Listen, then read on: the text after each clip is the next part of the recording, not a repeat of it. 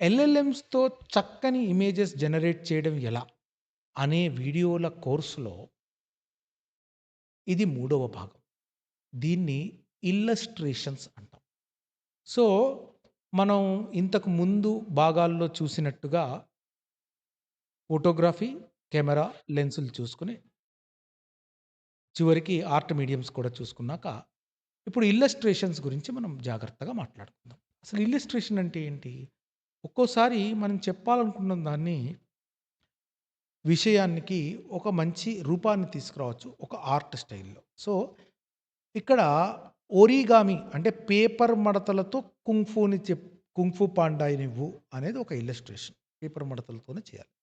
ఒక్కోసారి బ్లాక్స్‌తో చేయాల్సి రావచ్చు. ఒక్కొక్కసారి లెగో బేస్డ్ ఇల్లస్ట్రేషన్ రావచ్చు. లేదా రెండోదేంటి స్ప్లాష్ ఆర్ట్. స్ప్లాష్ ఆర్ట్ ఇక్కడ మనం ఇల్లస్ట్రేషన్ చేసుకున్నాం. సో, ఒక్కొక్కసారి మీరు కావాలనుకున్న కాంపోజిషను సెట్టు ఓకే. యానిమల్ కాకపోవచ్చు, యూజ్ కాకపోవచ్చు, లేకపోతే ఒక ప్రొడక్ట్ కాకపోవచ్చు. కానీ మీరు ఒక విషయాన్ని ఇల్లస్ట్రేట్ చేయొచ్చు. అందుకని మీకు ఇమేజ్ జనరేషన్ అల్గోరిథమ్స్‌లో, ఇమేజ్ జనరేషన్ టెక్నిక్స్‌లో ఇల్లస్ట్రేషన్స్ కూడా ముఖ్యమైనవి. సరే. ఈ స్ప్లాషే కాకుండా మనం ఈ ఇల్లస్ట్రేషన్స్‌తో రకరకాల అదర్ థింగ్స్ కూడా జనరేట్ చేసుకోవచ్చు. For example isometric assets. Isometric drawing అంటే ఇంజినీరింగ్ డ్రాయింగ్ తెలిసిన వాళ్ళకి చాలా వరకు తెలుస్తుంది. మనకి 2 2 ప్లేను, 3 ప్లేను ఉంటాయి. సో, ఐసోమెట్రిక్ అంటే 2 3 ఆబ్జెక్ట్స్‌ని 2 మీద చూపించే పద్ధతిని ఐసోమెట్రిక్ వ్యూ అంటారు. ఓకే. సో, వాస్తవానికి దాని బేసిక్ ప్లేన్ ఇక్కడ చూసారా? అక్కడ ఉన్నట్టు ఓ 30 డిగ్రీల యాంగిల్‌లో ఉంటుంది. ఇంజినీరింగ్ డ్రాయింగ్ వాళ్ళకి తెలుస్తుంది. కానీ మామూలుగా ఇంజినీరింగ్ డ్రాయింగ్ మీద అర్థం లేని వాళ్ళు ఐసోమెట్రిక్ వ్యూ అంటే నిజమైన ఆబ్జెక్ట్స్ లాగా 3డీలో కనబడుతుంది. లేదా లో పాలీ స్క్విరల్. లో పాలీ అనేది కూడా ఒక స్టార్ట్. లేదా పిక్సార్ రెండర్స్ అనేది ఒక స్టైల్ అనమాట. Illustration right. అంటే మీరు పిక్సార్ కంపెనీ తీసిన కొన్ని సినిమాలు 'కార్స్' గానీ, లేకపోతే 'మెడగాస్కర్' కానీ, 'లయన్ కింగ్' గానీ, 'లయన్ కింగ్' పిక్సార్‌ది కాదు. ఆహ్, రకరకాల సినిమాలున్నాయి. ఓకే. ఆ సినిమాల్లో 'ఐ రోబోట్' కానీ, ఇలాంటి సినిమాల్లో చేసే రెండర్‌కి ఒక స్టైల్ ఉంది. ఆ స్టైల్ కూడా మీరు చెప్పొచ్చు. లేదా 3 ఐటెమ్ రెండర్ అనొచ్చు. దీన్ని బ్లెండింగ్ రెండర్ అంటారు. కానీ మీకెలా అనిపిస్తుందంటే 2 మీదే మీకు కొంచెం 3 లాగా అనిపిస్తుందనమాట. That is called blending style అనమాట. ఆర్ట్ స్టైల్స్‌లో ఒక స్టైల్ అది. సో, ఇటువంటి స్టైల్స్ కూడా వాడొచ్చు. వీటిని మీరు తెలుసుకొని వీటిని మ్యాప్ చేసుకుంటే మీరు ఎప్పుడు క్రియేట్ చేసుకోవాలనుకున్నా గూడా చక్కని ఇమేజెస్ క్రియేట్ చేసుకోవచ్చు. అందుకని ఇల్లిస్ట్రేషన్స్ మీద ఇది డీటెయిల్డ్‌గా చెప్పట్లేదు. అసలు ఏమిటి అని చెప్పి వదిలేస్తున్నాను. తర్వాత 'పెప్పా పిగ్' ఉకుయో ఈ స్టైల్. అంటే జాపనీస్ ఈ మధ్య కొంచెం ఫేమస్ అయింది గదా! ఒకటో, రెండో జాపనీస్ సినిమాలొచ్చి. సో, ఉకియో ఈ స్టైల్‌లో మీరు గనక 'పెప్పా పిగ్‌ని' చూపించాలంటే అలా చూపిస్తారు. అలా రకరకాలు చూపించొచ్చు. స్టిక్కర్ స్టైల్‌లో చూపించొచ్చు. ఫ్యాంటసీ మ్యాప్ స్టైల్‌లో చూపించొచ్చు.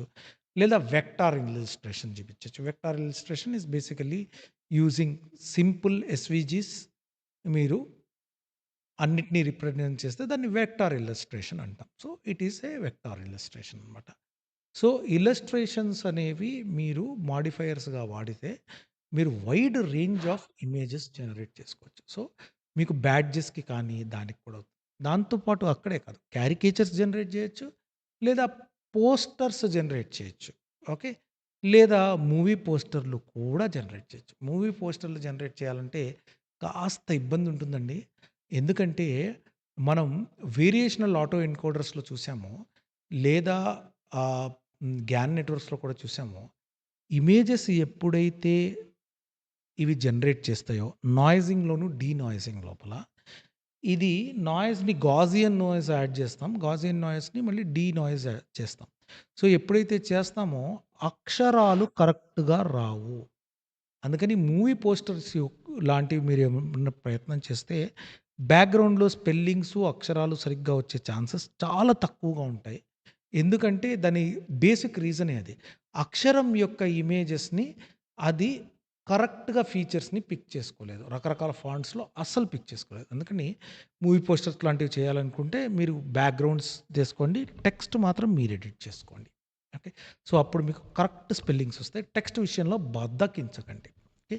తర్వాత psychedelic art like psychedelic art is ఒక మంచి ఆర్టిస్ట్ గారు చాలా ఫేమస్. ఆయన 'డామ్ మమ్ఫోర్డ్' అని. సో, దాన్ని మీరు అలా కూడా ఇల్లస్ట్రేట్ చేసుకోవచ్చు.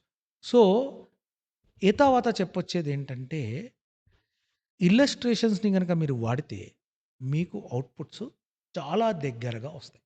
సో, అందుకని ఫోటోగ్రఫీ, తర్వాత ఆర్ట్ మీడియమ్స్ లాగానే ఇల్లస్ట్రేషన్స్ కూడా మీరు చాలా ఎఫెక్టివ్‌గా వాడుకుంటారు. ఈ ఇల్లస్ట్రేషన్స్‌కి సంబంధించిన ప్రాంప్ట్స్ కూడా వాడతారు అని ఉద్దేశిస్తూ, ఈ వీడియో ఇక్కడితో ఎండ్ చేస్తున్నాను. సో, మళ్ళీ ఫాలో మీ యంత్ర. వచ్చే వీడియోలో మనం ఏం చేద్దాం? క్యారెక్టర్ డిజైన్స్ గురించి తెలుసుకుందాం. అర్థం చేసుకుందాం. సో, క్యారెక్టర్ డిజైన్స్ అనేది నాలుగవ భాగం మన ఈ ఇమేజెస్ జనరేట్ చేయడం ఎలా కోర్స్‌లో భాగంగా. Thank you.